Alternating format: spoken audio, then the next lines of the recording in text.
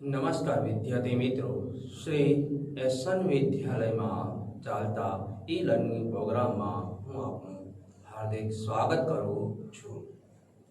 ધોરણ 8 વિષય સામાજિક વિજ્ઞાન, એકમ 6 માનવ સંસાધન. આપણે એની વિશે આગળ ભણી ગયા કે કેવી રીતે વસ્તી વધારો થાય છે, કેવી રીતે વસ્તી ગણતરી કરવામાં આવે છે, પશુની વસ્તી ગણતરી, માનવની વસ્તી ગણતરી, પ્રાણીઓની વસ્તી, વનખાતા તરફથી કરવામાં આવતી ગણતરી, આ બધી જોઈ અને એના કારણે વસ્તી વૃદ્ધિ દર એ પણ આપણે જોયો. વસ્તી શા માટે વધે છે એ જોવાનું, શા માટે હોવી જોઈએ એ પણ જોયું, કેવી વસ્તી માનવ દેશનું સંસાધન ગણી શકાય છે એ પણ જોયું, કેવી વસ્તી મનુષ્યની પ્રજાતિમાં સૌથી બોજારૂપ છે એ પણ જોયું આપણે. તો આજે આપણે વિદ્યાર્થી મિત્રો માનવ સંસાધનની અંદર વસ્તી વૃદ્ધિના કારણો જોવાના છે કે વસ્તી વૃદ્ધિ થઈ કેવી રીતે. એવું સમજવા જઈએ કે વસ્તી એ કુદરતી વસ્તુ છે. જીવન ટકાવી રાખવા માટે એક પ્રજાતિને બીજી પ્રજાતિ આગળ વધારવી પડે છે. એટલે કે એક પેઢીનું બીજી પેઢીનું આગમન કરવું પડે છે, બીજી પેઢી ત્રીજી પેઢીનું આગમન કરે છે, એમ જીવન ચક્ર ચાલ્યા કરે છે. પૌત્ર, પિતા, દાદા, પરદાદા, આમ પેઢી દર પેઢી આપણે પાછળ જઈ શકીએ એમ જીવન ચક્ર ચલાવવા માટે આગળ ધકાવવી પડે છે. પરદાદાથી પરપૌત્ર સુધી આપણે ચલાવીએ એને જીવન ચક્ર ચલાવ્યું ગણાય. હવે જન્મ અને મૃત્યુ એ કુદરતના હાથમાં છે. એના આધારે વસ્તી વૃદ્ધિ એ કુદરતી છે એમ કહી શકાય કે જન્મ અને મૃત્યુ દરની જેમ વસ્તી વૃદ્ધિ એ કુદરતી છે. પણ શું ખરેખર એની પાછળ અમુક પરિબળો કામ કરે છે, અમુક કારણો છે, એ સમજવાના આપણે પ્રયત્ન કરવાના છે. હા, વાસ્તવમાં જોઈએ તો કે ચલો મૃત્યુ ઉપર આપણો નથી, પણ મૃત્યુથી બચવા માટેના પ્રયત્નો આપણે તો કરતા રહીએ છીએ અને એના માટે તો સંશોધન થતા રહ્યા છે. દવાઓ, ડોક્ટરો, નર્સ, હોસ્પિટલો સંશોધન આપણે કરતા રહ્યા એમાં પણ. તો જન્મ સમયે પણ આ બધી વસ્તુઓની તબીબી સારવારની જરૂર પડે છે. એની સાથે બીજી કેટલીક વસ્તુઓ પ્રત્યક્ષ કે પરોક્ષ રીતે જોડાયેલી છે.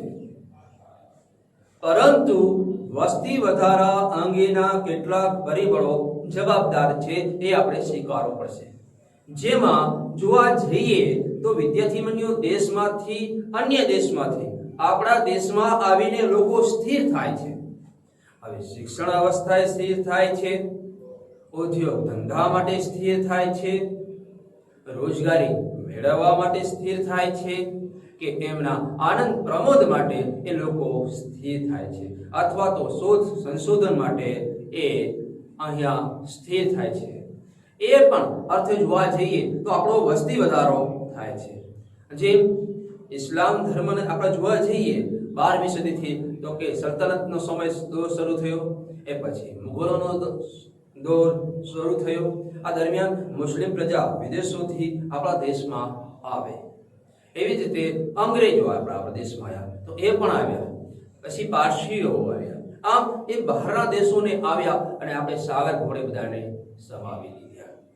નદી જેમ સાગરને મળી જાય છે બધી અને સાગર પોતાની અંદર સમાઈ લે છે, એમ ભારત દેશ આ બધા લોકોને પોતાની અંદર સમાવી લે છે. પછી દેશમાંથી આવીને સ્થિર થતા લોકો હોય કે ઉદ્યોગ ધંધા માટે હોય કે વેપાર માટે હોય કે શિક્ષણ કે અર્થે થતું સ્થળાંતર કારણભૂત પણ હોય છે. ભારતમાં છેલ્લી 2 સદી દરમિયાન વસ્તી વધારાનો દર ઊંચો ગયો.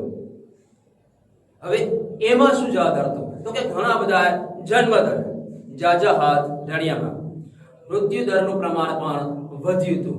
તો કે એમાં ઊંચો નીચો જવાની શક્યતા થાય છે. હવે ભારતમાં છેલ્લી 2 સદી દરમિયાન જે વસ્તી વધારાના દરો ઊંચા ગયા, પહેલા વસ્તી વધારાનો દર નીચો હતો. હવે કારણ તો કે મૃત્યુનું પ્રમાણ વધુ હતું. વસ્તી વધારાનો દર ઊંચો ગયો, કેમ કે જન્મ દરનું પ્રમાણ સૌથી વધુ હતું. એક કુટુંબની અંદર 8 દીકરાઓ 6-7 દીકરીઓ હોય ત્યારે કુટુંબમાં એ પ્રથા હતી કે જાજા બાળકો હોય તો જ બાળકો પાળવાળા કહેવાય, છોકરાવાળા કહેવાય, નકર છોકરાવાળા કહેવાય નહીં. જાજા હાથ રળિયામણ, આ વારંવાર તમારે મને કહેવું પડે છે કે જાજા હાથ રળિયામણ કે જાજા સંતાનો હોય તો કામનો બોજ ઉપાડી શકે. એક છોકરો ટિફિન લઈ જાય, એક છોકરો હળ હાંકે, એક છોકરો ખેતીનું કામ કરે, એક છોકરો બહારનું કામ કરે. આમ એ સમતુલા જાળવવા માટે આ બધી વસ્તુઓ કરવામાં આવતી હતી. હવે જોવા જઈએ તો કે પહેલા વસ્તી વધારાનો દર નીચો હતો, કારણ કે બાળ મૃત્યુનું પ્રમાણ વધુ હતું. જે બાળક જન્મ લે છે, જન્મ પહેલા મૃત્યુ પામતો અથવા તો જન્મ પછી એ લાંબી સારવાર ન મળવાને કારણે એ મૃત્યુ પામતો. બીજું જોવા જઈએ તો કે કોલેરા, ઝાડા ઉલટીના કેસો, પાણી બદલાય, કંટ્રોલમાં ન આવે એ લોકોના રોગો, તો એ રોગને કારણે પણ એનું શરીરમાં રહેલું પાણી ઘટતું અને એ સમયે આપણે ગ્લુકોઝના બાટલા ચડાવવાની કે શક્તિવર્ધક દવાઓ નહોતી, એટલે એના કારણે પણ એ મૃત્યુ પામતા. પ્લેગ નામનો રોગ એકાએક મનુષ્યમાં ફાટતો, જેમાં મોટા પ્રમાણમાં માનવ વસ્તી એ કાબુમાં આપણે રહી શકતા નહોતા. ક્ષય, ટીબી જેવા રોગો, ચેપી રોગો, એના સંપર્કમાં આવવાથી, સ્પર્શના કણોથી એ સારવાર થતા. હવે આ રોગોનું નિયંત્રણ એ સમયે નહોતું. એ સમયે આપણી પાસે દવાઓ, રસીઓ, ડોક્ટરની સારવાર, હોસ્પિટલો, 108 જેવી સુવિધાઓ આપણી પાસે મોજૂદ ન હતી. દુષ્કાળ વખતે ભૂખમરાથી પણ લોકો મૃત્યુ પામતા. એ સમયે લોકો અંગ્રેજની વ્યવસ્થામાં હતા, અથવા તો આપણી પાસે અદ્યતન ટેકનોલોજી હતી. જ્યાં વરસાદ ન પડે ત્યાં અનાજ ન થાય તો બીજા પ્રમાણથી અનાજ લાવવામાં મુશ્કેલી પડતી, પાણીની મુશ્કેલી પડતી. આ બધી મુશ્કેલીઓ પ્રમાણમાં થતી અને એના કારણે એ લોકો મૃત્યુ પામતા. તબીબી સારવાર, ડોક્ટરી સારવાર પણ એમને સમયસર ન મળતી, એ પણ એક કારણ હતું. દવાઓ પૂરતા પ્રમાણમાં ન હતી. જરૂર શ્રીમંત કુટુંબો, રાજશાહી અમીરો આ પાસે તબીબી સારવાર પૂરી મળતી, કારણ કે એનું વળતર ચૂકવતા, કારણ કે એ દવાઓ, ઔષધિઓ બહુ દૂરથી લાવી પડતી, એટલે મોંઘી પડતી, એટલે વેદો એને ઊંચી કિંમતે વેચતા, જેનાથી દરેક જન સામાન્ય લોકો એ દવા સુધી પહોંચી શકતા ન હતા. આ ઉપરાંત જોવા જઈએ તો કે રસ્તાઓ કે ઝડપી પરિવહન ન હતું. આજની ઘોડે રસ્તાઓ ન હતા, ગાડા માર્ગો હતા અથવા તો કેડી માર્ગ હતા. એક જગ્યાથી હાલીને જવા માટેના રસ્તાઓ, સ્વચ્છ રસ્તાઓ નહોતા. ક્યારે ખાડાઓ, પાણીઓ, ટેકરાઓ, કાંકરાઓ, કાંટાઓ આવા રસ્તાઓમાં મળતા, જેના કારણે એને સાફ સફાઈ કરતા અથવા તો એને ધીમે ધીમે પસાર કરતા ખાસી એવી વાળ લાગતી. ક્યારેક તમે જંગલમાં પ્રદક્ષિણા કરવા ગયા હોય અથવા તો તમે જંગલમાં પ્રવાસ કરવા ગયા હોય તો એના રસ્તા તમે જોયા હોય. બસ એવા રસ્તા એ સમય હતા. પરિવહન માટેના સાધનો હતા. ઘોડાગાડી હતી, બળદગાડી હતી, ઊંટગાડી હતી. એ શ્રીમંત કુટુંબો પાસે હતી.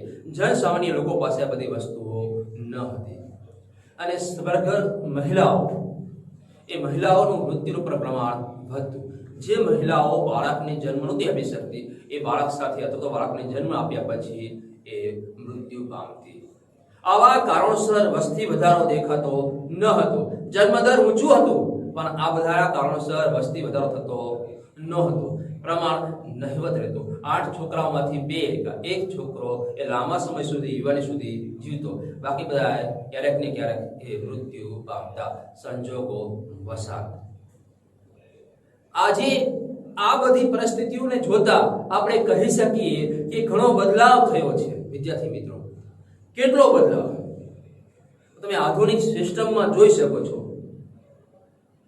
હાલમાં મોટા ભાગે બધા લોકોને પૂરતો અને પૌષ્ટિક આહાર મળી રહે તેવી સરકારની યોજના છે. રેશન કાર્ડ સુવિધાઓ છે. જ્યાં તમને ઓછા પૈસે બધી વસ્તુઓ મળી રહે છે. હમણાં જ આપણે મહામારીમાં રેશન કાર્ડમાં બધી વસ્તુઓ લોકોને લેતા લાંબી લાઈન જોઈ. સ્ટેપ બાય સ્ટેપ એ લોકો લેતા હતા, જેનાથી એમનું જીવન ધોરણ ચાલે. ચોક્કસ એમના જીવનમાં મોટી તકલીફ હતી, પણ આ નાની વસ્તુ એમને સહાય કરતી જીવન ચલાવવા. એ સમયે આવી બધી વસ્તુઓ ન હતી. આ ઉપરાંત તબીબી સારવાર 108 ની સુવિધા કરો એટલે તમારા ઘર સુધી ડોક્ટરની સારવાર પહોંચી જાય એવું કહી શકાય. ચોક્કસ મોટા રોગો, મોટી ગંભીર બીમારીઓનો એ લોકો સામનો નથી કરી શકતા, તો તમને દવાખાને લઈ જાય કે જ્યાં ઝડપી તમને પહોંચાડી શકાય. એમ્બ્યુલન્સ એ સ્પીડમાં હાંકતા હોય છે અને મોટા ભાગના લોકો આ એમ્બ્યુલન્સને માર્ગ આપી દેતા હોય છે. આના કારણે એ ઝડપી સારવાર મળી જાય છે અને માણસ બચી જાય. ઘણીવાર આપણે જોયું, ડોક્ટર ઘણીવાર કહે છે કે સોરી, તમે ટાઈમસર ન પહોંચવાને કારણે તમારા ઘરના સદસ્યને અમે બચાવી શકતા નથી. ઘણીવાર કહે છે કે સમયસર પહોંચી ગયા, 10-15 મિનિટ વહેલા પહોંચી ગયા, હાર્ટ એટેક આવ્યો અને અમે બચાવી લીધા. હવે 24 કલાક તમને રાખવામાં આવશે, 24 કલાક પછી છૂટા કરી દેવામાં આવશે. આમ એ માણસને તબીબી સારવાર જો યોગ્ય સમય મળી જાય તો એ બચી જાય છે. ઘણીવાર તબીબી સારવાર સમયસર ન મળતા એ લોકો મરી જતા હોય છે. મૃત્યુ તો ભગવાનના હાથમાં છે, પણ એને બચાવવા માટે ડોક્ટર જે પ્રયત્ન કરે છે એ ખરેખર પૃથ્વી પરના બીજા ભગવાન તરીકે આપણે ગણી શકીએ છીએ. દવાઓથી ચેપી રોગો નિયંત્રણમાં લાવ્યા છે, જેમ કે શીતળા રોગ આજે ભારતમાંથી લગભગ નષ્ટ થઈ ગયો છે એવું આપણે કહી શકાય. ક્યાંય શીતળા નામનો રોગ ક્યારે મને મારા 36 વર્ષ સુધીમાં ક્યારે સાંભળવા મળ્યું નથી કે આ લોકોને શીતળા રોગ થયો. હા, પોલિયોની રસીઓ જરૂર મુકાય છે. હજી અમુકને ક્યાંક ક્યાંક હજારો, 10,000માં, 1 લાખમાં એવો કિસ્સો મળી આવે કે જેને પોલિયોનો રોગ થયો હોય, પણ એના માતા પિતાને રસી ન મુકાણી હોય તો એને પોલિયો થવાની શક્યતા રહે છે. જો એના માતા પિતાએ મુકાઈ દીધા હોય, પછી એના સંતાનો મુકાય, પછીનો ત્રીજી પેઢી હોય તો એ વસ્તુ થતી નથી. માની લો કે મારા માતા પિતાએ એ પોલિયોની રસી મુકાવી, મેં મુકાવી અને મારા સંતાને મુકાવી, તો હવે એના પછીના સંતાનને એ પોલિયો નામનો રોગ થવાના ચાન્સીસ નહિવત પ્રકારમાં થઈ જાય છે. એટલે કાયમી રસીઓ અને દવા દ્વારા આપણે આ રોગો પર નિયંત્રણ લાવી શક્યા છીએ. ખરજવું, ધાધર જેવી દવાઓ પણ આપણે નિયંત્રણમાં લાવી ચૂક્યા છીએ. એક સમય ખરજવું થાય એટલે માણસને બચાવવો બહુ મુશ્કેલ હતો. ખરજવા ઉપર માણસો ડામ આપતા એટલે ઝડપી મટી જાય, એ ચામડી મારી નાખે એટલે ઝડપી નવી ચામડી આવી જાય. આવા દેશી ઇલાજો થતા. આજે આપણે એને ટીબુક લગાવીએ છીએ, લોશન લગાવીએ છીએ, દવા લેવી છીએ એટલે ખરજવું જડમૂળમાંથી આપણે પટાડી શકીએ છીએ. ચોક્કસ એનો દવાનો ગાળો આવે છે 1.5 મહિનાનો, 2 મહિનાનો. એવા ચેપી રોગો પણ આપણે નિયંત્રણ લાવી શક્યા છીએ. આજે સારા રસ્તાઓ છે, એક જગ્યાથી બીજી જગ્યાએ જવામાં સફળ થતા આપણને મળે છે. જે માણસો સવારથી સાંજ સુધીમાં અથવા તો સવારથી બપોર સુધીમાં લીંબડીથી અહીં સુધી આવતા, આજે એ જ લોકો આજે કલાકની અંદર પહોંચી જાય છે. અમદાવાદ જે દિવસ આપણે જવામાં આખો દિવસ વહી જતો, આવા જવામાં 2 થી 3 દિવસ બગડતા, આજે આપણે 1 દિવસ 3 કલાક જવામાં, સવારે ગયા હોય સાંજે આપણું કામ પતાવીને આવી શકીએ છીએ. એવા સારા રસ્તાઓ, સ્પીડવાળા રસ્તાઓ થઈ ગયા. સ્પીડવાળા રસ્તાઓથી આપણે ઝડપી વાહનો પણ છે આપણી પાસે. આજે ઘણા વાહનો અતિશય સ્પીડમાં દોડતા હોય છે, જે આપણે કદાચ કલાકમાં પહોંચાડી દે. આપણે મેટ્રો ટ્રેન જેવા સપના જોઈએ છીએ તો કે એ બહુ સ્પીડમાં ચાલે છે. તો કે માની લો કે સુરેન્દ્રનગર જવું હોય તો એ અડધી કલાકમાં આપણને સ્પીડમાં પહોંચાડી શકે છે. આ ઉપરાંત ઝડપી સંદેશા વ્યવહાર થઈ ગયા છે. માની લો કે પહેલાના સમયમાં ખેતરમાં કંઈ થયું તો માણસને ઘર સુધી પહોંચતા વર્ષો વળી જતો, અથવા બીજું કંઈ થતું તો એની પણ મુસીબતમાં એ મુકાઈ જતો હતો. આજે ઝડપી સંદેશા થયા. માણસ પોતાના ખીચામાં ફોન રાખતો છે અને ટેલિફોનના કારણે આ સુવિધા ઝડપી થઈ જાય છે. જે કંઈ થયું હોય એ તરત જ ટેલિફોન કરે એટલે સુવિધા મળી જાય છે. એક સમય સંદેશો જતો અને સંદેશો આવતો, ત્યાં સુધીમાં લોકો તો 12મી પતી દેતા. સમજાય છે કે એક વીક ટપાલ જતી અને એક વીકમાં ટપાલ આવતી. એ માણસ મરી ગયો તો 12મું પણ એનું પતી જતું, કે 13મું કે 11મું જે કરતા હોય એ પતી જતા સંદેશામાં. તાત્કાલિક સારવાર મળી જાય છે 108ની સુવિધાને કારણે. ગામમાં જ દવાખાનું, દરેક ગામમાં દવાખાનું, ડોક્ટર અને નર્સ, આરોગ્ય કેન્દ્ર આપણે ખોલવાનો પ્રયત્ન કર્યા છે. હવે જે ગામમાં આપણે ડોક્ટર કે આરોગ્ય કેન્દ્ર નથી ખોલી શકતા, અહીંયા આપણે એવી બહેનો મોકલવી છે કે એ બહેનો દ્વારા એમની સારવાર કરી આપવામાં આવે છે. તાવ, ઉધરસ, શરદી, નામૂની રોગોની દવા એ બહેનો, આંગણવાડી બહેનો તરફથી આપવામાં આવે છે, જેને મહિનાના 3-4 ગામડાઓ સોંપી દેવામાં આવે છે અને રોજ એક ગામડાની મુલાકાત લેવાની હોય છે. આખું સવારથી 11 થી 5 એ બેસે છે અને બધાની મુલાકાત કરે છે, અથવા તો ઘરે ઘરે જઈને એ સારવારની સુવિધાઓ આપવાનો પ્રયત્ન કરે છે. તો કે કુદરતી આપત્તિ પહેલાની ચેતવણીઓ આપણે આપી શકતા ન હતા. જેમ કે દુષ્કાળ પડવો, એની આપણે આગાહી નહોતા આપી શકતા.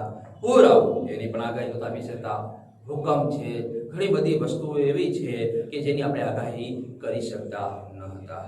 આ જે કુદરતી આપત્તિઓની પણ આપણે આગાહી થોડાક સમય પહેલા આપણે કરી શકીએ છીએ. વાવાઝોડું દરિયામાં હોય તો આપણે જાણ કરવામાં આવે છે કે ભાઈ 2 દિવસ પછી આપણા દરિયાકાંઠે વાવાઝોડું ત્રાટકવાનું છે, 300 કિમીની સ્પીડમાં આવી રહ્યું છે, તો કૃપયા કરીને દરિયા કિનારો છોડી દેવા વિનંતી. એટલે જેથી દરિયા કિનારાના લોકો વસતા હોય એને નુકસાન થતું નથી. આ પણ એક સારી એક વ્યવસ્થા છે. વ્યવસ્થાપન થકી પુનઃ વ્યવસ્થા માટે આ વસ્તુ જે સમયમાં નહોતી એના કારણે મૃત્યુદરમાં વધારો જોવા મળતો હતો. આજે વ્યવસ્થામાં પુનઃ વસવાટ અને વ્યવસ્થાનું આયોજનને કારણે મૃત્યુદરમાં આજે મોટા પ્રમાણમાં ઘટાડો આપણને જોવા મળે છે, જેથી વસ્તી વૃદ્ધિ જોવા મળી રહી છે. માનવ વસ્તી નિયંત્રણમાં આવી અને એનાથી મૃત્યુદર ઘટ્યો અને જન્મદર જે વધ્યો એના કારણે વસ્તી વૃદ્ધિ આપણને જોવા મળે છે.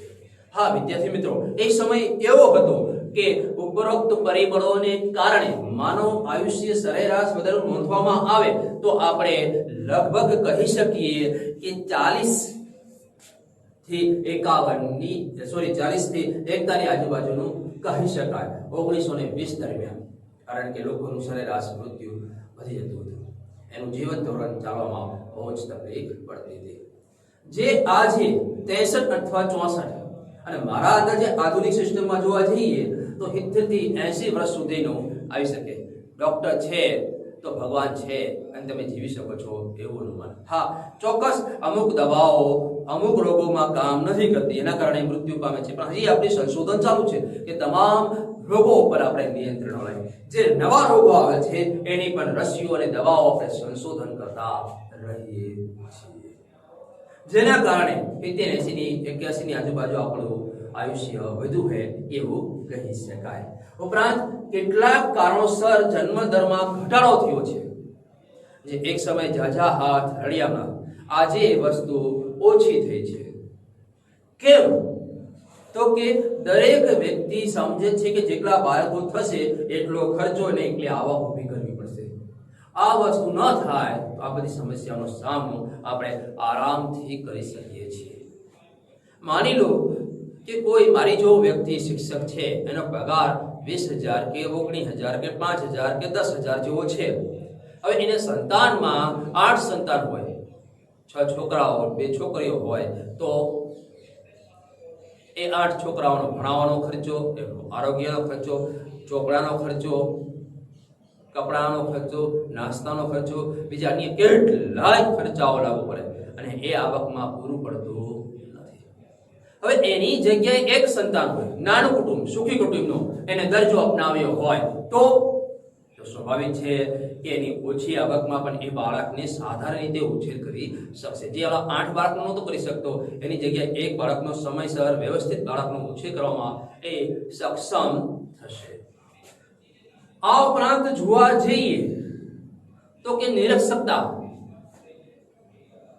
અભણ લોકો, કુટુંબ નિયોજન, નાનું કુટુંબ, એને સમજાવવામાં આપણે હજી સફળ થયા નથી, જેના કારણે એ વસ્તી વધારો આપણો કાબુમાં આવી શક્યો નથી. જે અભણ છે એવા વ્યક્તિ છે. મેં એક ગામડામાં જોયું હતું તો કે 6 દીકરીઓ હતી, છતાં પણ એક દીકરાની એક આશા રાખી બેઠા હતા. એક દીકરો થાય તો મારું જીવન બરાબર ચાલે. આ 6 દીકરી અને એક દીકરો એટલે 7 સંતાનો થયા. દીકરા દીકરી આજે સમાન ગણવામાં આવે છે, દરેકને સમાન અધિકારો આપવામાં આવ્યા છે, તો પછી શા માટે એવો મોહ રાખવો જોઈએ? આજે મેં ઘણા એવા પરિવાર જોયા છે જે સાક્ષર છે, એજ્યુકેશન છે, જેમના ઘરમાં એક દીકરી છે તો એ દીકરા જેવો ઉછેર કરીને એની જિંદગી ચલાવવામાં પ્રયત્ન કરે છે. એક સંતાન છે તો ઘણું છે, સંતાન છે હવે એની પછીનો એનો વારિસ એ ભવિષ્યમાં એ અમારું ધ્યાન રાખશે. એવા ઘણા પણ કિસ્સા મેં સાંભળ્યા છે કે જ્યાં દીકરીઓ મોટી થઈને માતા પિતાને સાચવા હોય, લગ્ન પછી એના દીકરાઓને પણ સાચવતા એના પતિને પણ સાચવતી હોય, એવા પરિવાર પણ મેં આજે જોયા છે. તો પછી આ નિરક્ષતા લોકો જે છે એ શાસક લોકો જે સમજી શકે છે એ નિરક્ષતા લોકો સમજી શકતા નથી. અંધશ્રદ્ધા, માની લો કે વહેમમાં છો તમે કે મારું બાળક મળી જશે તો પછી હું કેના આધારે જીવીશ? એના આધારે 2 બાળકો રાખે છે, 2 કે 3 બાળકો. એના કારણે પણ એ વસ્તી વધારો આપણા જોવા મળે છે કે ભાઈ અમારા માતાજી, અમારા સંસ્કારો, અમારા કુટુંબો, અમારા ગામમાં, અમારા કબીલામાં, અમારી જાતિમાં, અમારા વિસ્તારમાં આ બધું જોવા મળે છે કે ભાઈ 2-3 છોકરા હોય તો છોકરાવાળા કહેવાય. હવે હું એક વખત લગ્નમાં ગયો હતો ગામડામાં જાનમાંથી, તો મેં પૂછ્યું, બેઠો તો વડીલે, બધું કેમ છે દાદા, સારું છે ને તબિયત પ્રાણી? ઉધરા ખાતા હતા એટલે બધું કઈ બીજું કોઈ તકલીફ નથી ને? 2 છે વાત ચાલી થઈ. પછી એમને મને પૂછ્યું કે ભાઈ તમારા કેટલા સંતાન? તો મેં કીધું 1. અને કે યાર 1 છોકરાવાળા થોડોક છોકરાવાળા કહેવાય, 3-4 છોકરા હોય તો છોકરાવાળા કહેવાય. હવે વિચારો, ગામડાના આજે પણ લોકો એવું વિચારે છે કે 4-5 છોકરા હોય તો છોકરાવાળા કહેવાય, નકર છોકરાવાળા કહેવાય નહીં. તો એ માન્યતા, રૂઢિગત પરંપરાઓ આજે પણ એ લોકો ચલાવે છે. બાળ લગ્ન, નાની ઉંમરે થતા લગ્ન. હવે માની લો કે તમે એક પેઢીને લગભગ મારા અંદાજે તમે 15 વર્ષે પરણાવ્યા. હવે એ સંતાન બીજું તમારું 15 વર્ષે પરણે, ત્રીજું સંતાન તમારી ત્રીજી પેઢી એ તમારી 15 વર્ષે પરણે, ચોથી પેઢી એ પણ તમારી 15 વર્ષે પરણે. આમ 60 વર્ષમાં તમારી 4 પેઢીઓનું સર્જન થાય છે. હવે એની જગ્યાએ સરકારે જે 21 અને 18 કર્યા છે, હવે એની જગ્યાએ આપણે 30 કરી નાખી. 30 પછી એક સંતાન થાય, અને તો પછી એના પછી બીજું સંતાન થાય, અને એના પછી ત્રીજું સંતાન થાય, અને એના પછી જે ચોથું સંતાન થાય એ 30. એટલે તો સરેરાશ 120 વર્ષ થઈ જાય. એટલે કે અડધી વસ્તી તમને જોવા મળી જાય. એટલી અડધી વસ્તી 120 વર્ષ થશે ત્યારે ચોથી પેઢીનું સર્જન થશે. જ્યારે આમાં આપણે 15 વર્ષે ગણવી તો 60 વર્ષે આપણે ચોથી પેઢીનું સર્જન થશે. તો કે આવી રીતે પણ વસ્તી વધારો થતો તમને જોવા મળે છે. નાની ઉંમરે બાળ લગ્ન જો થાય તો આ પ્રથા અસ્તિત્વમાં આવે. જેમ જેમ લગ્ન વય ઊંચો જતો જશે, વય મર્યાદા, એમ આપણી વસ્તી કંટ્રોલમાં આવતી જશે. વિદ્યાર્થી મિત્રો, આ ઉપરાંત જોવા જઈએ તો કે પરિબળોમાં ઘણીવાર આદર્શ કુટુંબનો અભાવ છે, નાના કુટુંબનો. એ પણ જોવાનું રહેશે. નાનું કુટુંબ સુખ કુટુંબ, મોટું કુટુંબ દુઃખી કુટુંબ. હવે તમે એક પરિસ્થિતિ અનુસાર જોજો કે જ્યાં એક વસ્તી છે, હવે વસ્તીમાં એક નાનું કુટુંબ છે અને એક મોટું કુટુંબ છે, અને એક મોટું કુટુંબ છે.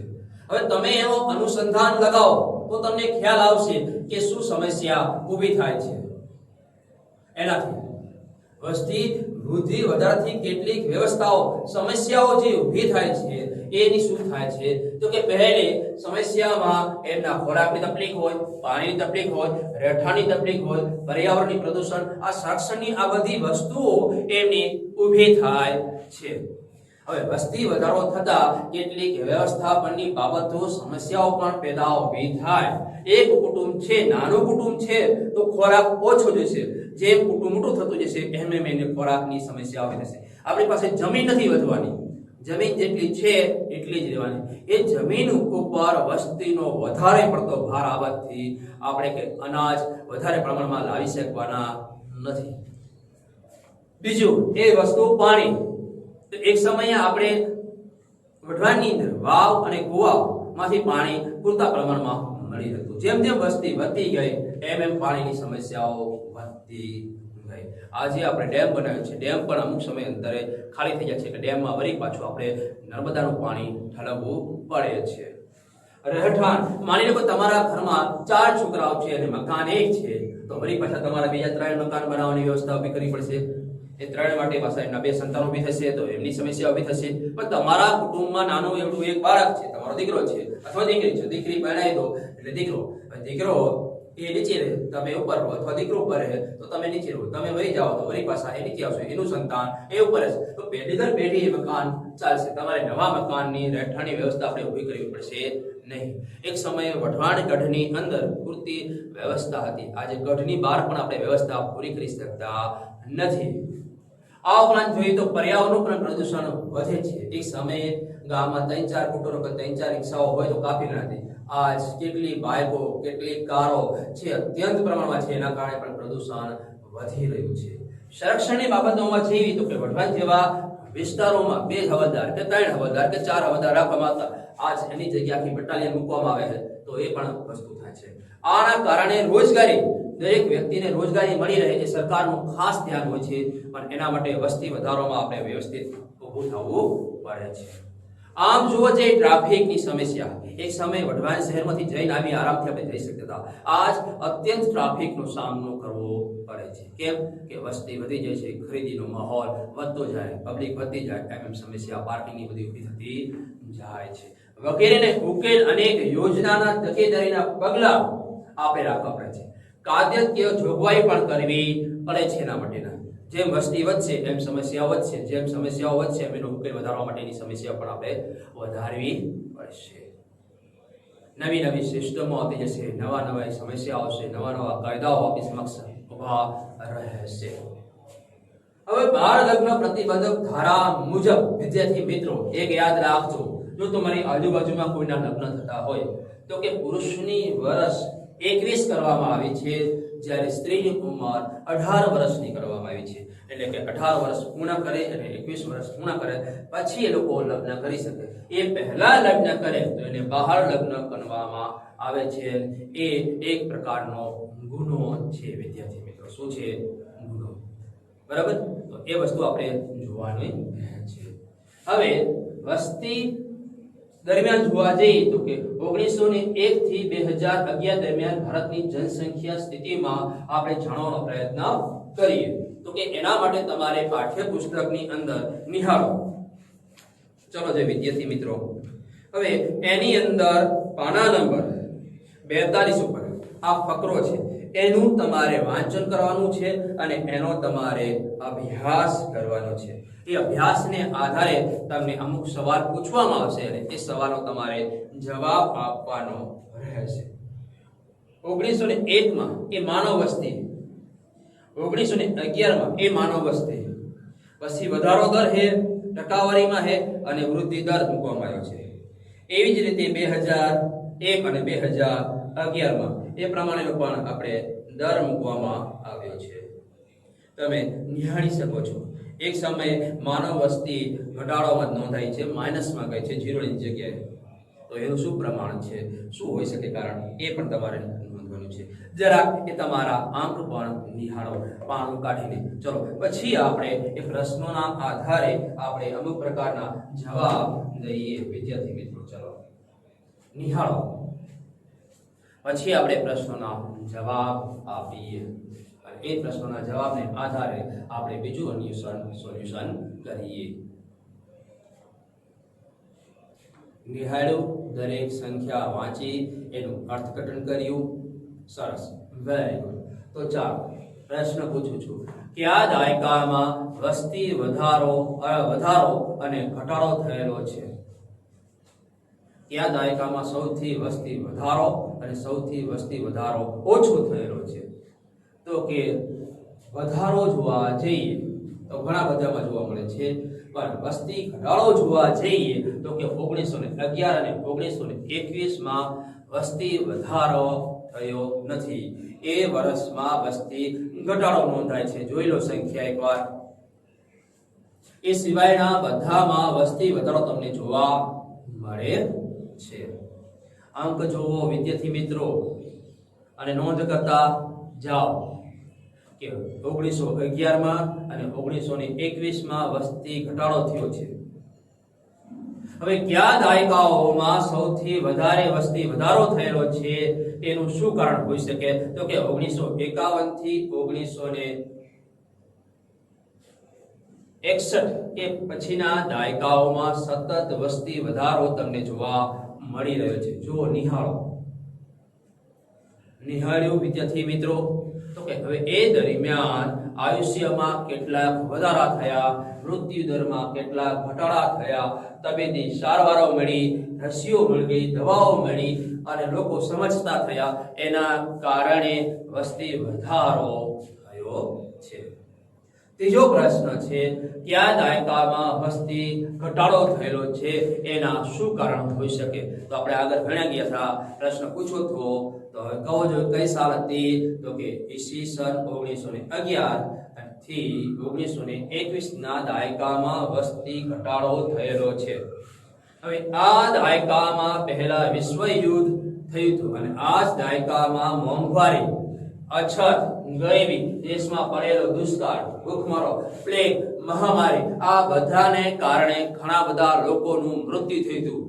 અતિશય જેમ આજે મહામારીમાં આપણે જીવી રહ્યા છીએ અને સંખ્યાના જન્મના પ્રમાણ કરતા મૃત્યુનું પ્રમાણ વધી રહ્યું છે, એના કારણે પણ ઘટાડો થઈ શકે છે. તો એ સમયે પણ આવા મહામારીઓનો સામનો એ આપણે સમયે કરવો પડ્યો હતો. દુષ્કાળ છે, એ દુષ્કાળને કારણે ભૂખમરો છે, પ્લેગ છે, મહામારી છે, પ્રથમ વિશ્વ યુદ્ધ છે, આ બધાના કારણે મોંઘવારી, આ બધી મજાઓ મૂકી ગઈ છે. એ સમયે આપણો ઘટાડો થયો તમને જોવા મળે છે. હવે ચોથો પ્રશ્ન છે, છેલ્લા દાયકામાં વસ્તી વૃદ્ધિ દર ઘટવાના કયા કારણો હોઈ શકે છે? તો કે કુટુંબ નિયોજનની માહિતી સરકાર તરફથી આપવામાં આવી અને એની ઝુંબેશો ચલાવવામાં આવી અને એના કારણે પ્રભાવે લોકોએ પોતાનું કુટુંબ નિયોજન અપનાવ્યું અને સાક્ષરતાનું જે પ્રમાણ વધ્યું એના કારણે એ બધી કુટુંબ નિયોજનની વસ્તુઓ અપનાવતા થયા અને નાનું કુટુંબની ભાવના એ સમજ્યા કે નાનું કુટુંબ વધારે સુખી થાય છે મોટા કુટુંબ કરતા, એના કારણે વસ્તી દર ઘટ્યો છે. આ હતી એ આપણી પ્રવૃત્તિ. હવે જોવા જઈએ તો કોઈ પણ નિશ્ચિત વિસ્તારમાં વસવાટ કરતી જનસંખ્યાનું પ્રમાણ એ વસ્તી ગીચતા કહેવાય. વસ્તી ગીચતા એટલે શું? તો કે કોઈ પણ નિશ્ચિત વિસ્તારમાં વસવાટ કરતી જનસંખ્યા પ્રમાણમાં એ વસ્તી ગીચતા કહેવાય. માની લો કે આપણો રૂમ છે ઘરનો અને એમાં આપણે 10 વ્યક્તિ રહેવી છે તો એ ગીચતાનું પ્રમાણ કહેવાય. આપણા રૂમ જેવા 10 રૂમ હોય અને એમાં એક વ્યક્તિ રહે તો વસ્તી ગીચતા કહેવાય નહીં. જેમાં દર ચોરસ કિમીએ સરેરાશ જેટલા લોકો વસવાટ થાય તેને વસ્તી ગીચતા કહેવામાં આવે. 1 ચોરસ કિલોમીટર ફરતું અને એમાં જે વસે છે લોકો એના આધારે આપણે વસ્તી ગીચતા નક્કી કરવામાં આવે છે. વસ્તી ગીચતા એ ભૌગોલિક, સામાજિક અને આર્થિક સ્થિતિ સાથે સંકળાયેલું છે.